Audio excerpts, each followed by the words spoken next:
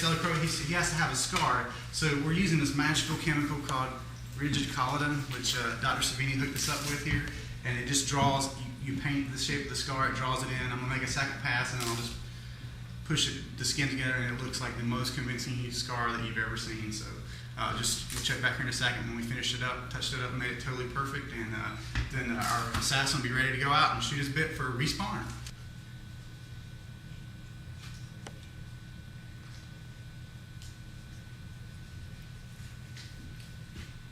How's that?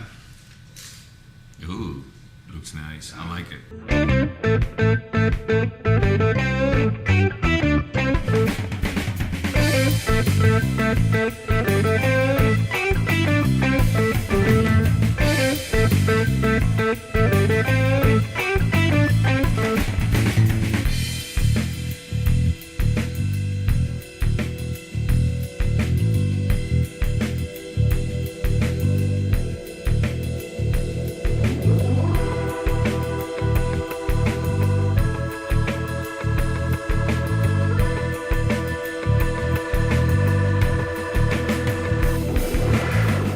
We just wrapped up Luis's role in episode 1 as Reyes Delacroix. Tell him a little bit about your character.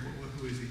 Who is him? He's, well, you can tell from my accent, he's an international sniper, a bad guy, a killer. He's sort of like he works for the highest bidder, but he doesn't like taking orders from anybody. Absolutely. But anyway, in episode 1, this is pretty interesting because it introduces his character. I wanted to get all the main characters into episode 1, even if what they do in episode 1, they don't have a ton of stuff. And in this case, we just get the introduction to Reyes, and later on, he's going to play a major role in the build-up to the climax of season 1, which we have plans. I've planned roughly 8 to 10 episodes, and toward the end, he gets to really, really rough up one of our heroes. So, well, what did you think of your first time acting? Fantastic, Awesome. fantastic. I hope I did a good job. You did a great job. You did a great job. He did a good job. The location could not have looked better. Like I said, we're halfway done with the shoot. I don't want to take too much time, but it actually exceeded my expectations. It was awesome, really. I always behind the camera, so this time being in front of the camera is fantastic. You direct well, so it's perfect because you make me feel comfortable. This is my first. This is my first time really directing for MVP. Really? Today is the Man, first that's fantastic. You're the first person I've directed for MVP Productions, actually. So that's great. Congratulations, son. Good job. Well done. So we were just, I was discussing here with our actor Dave Tunick, who plays Michael Riggs in Respawner, the partner of the hero who's heroine, who's actually the respawner. Her character becomes the respawner, and we were talking about continuity of dress. And this scene we're shooting today, which establishes Riggs kind of in an overwatch position on a hillside, looking down, presumably onto the abandoned fun house where this chop shop is secretly located, and also where all the action in episode 1 happens, where we first see the respawner come in and just tear people to shreds and stuff.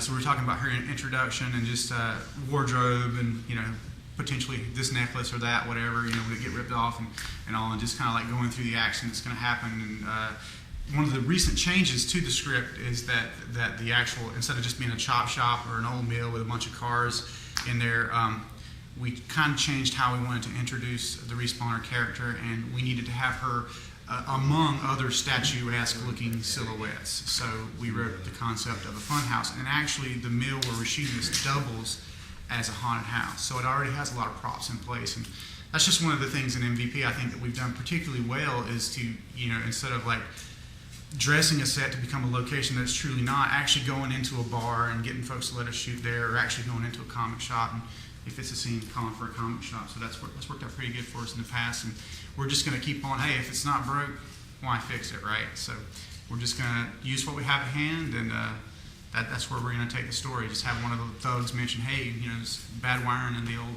fun house or whatever. You've established a fun house, so now you can have all kinds of spooky silhouettes, and it would set up potentially even more booth scares, which booth scares are great, as long as they work with the story. So.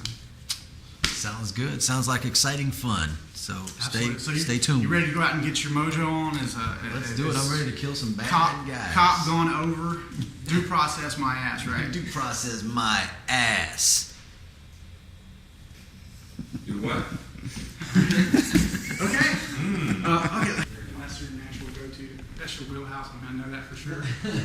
So let's just think more in terms of the way Riggs would think in his own monologue, because this is essentially you really thinking to yourself and sort of like, what if everybody knew this story? So it's from More Riggs' casual? Yeah, a little bit more casual. According to Emerson, what lies behind us and what lies before us are tiny matters compared to what lies within us. The vast majority of us live and die never leaving a scratch, let alone a mark, on that fabled proverbial wall. Our lives a brief spark in the night wind. But once in a great while, someone comes along gifted with that special something inside to set a balance to the great scales. Alexa Bowman was gifted thusly, and though I'm uncertain how to label it, Hey, what's up? We're wrapping up on the very first shoot day of Respawner, the series. You can hear over my shoulder here that we're actually recording the main character's narration, which opens up the very first episode. So we've gone through, got the performances we need, and right now they're mastering the CD off. We'll actually take that with us, so it'll go to the composer. He'll have all that when he mixes in the master soundtrack and bring it back, put up the video, and there you have it, movie magic. But I guess today went as good as it could possibly went. Will you co-sign that, Sri? Awesome. Get a picture of them Awesome. all Check it out. intent looking on Okay, so stay tuned for more behind the scenes on Respawner, and we'll be back at you very soon with another shoot and behind the scenes on July the 3rd.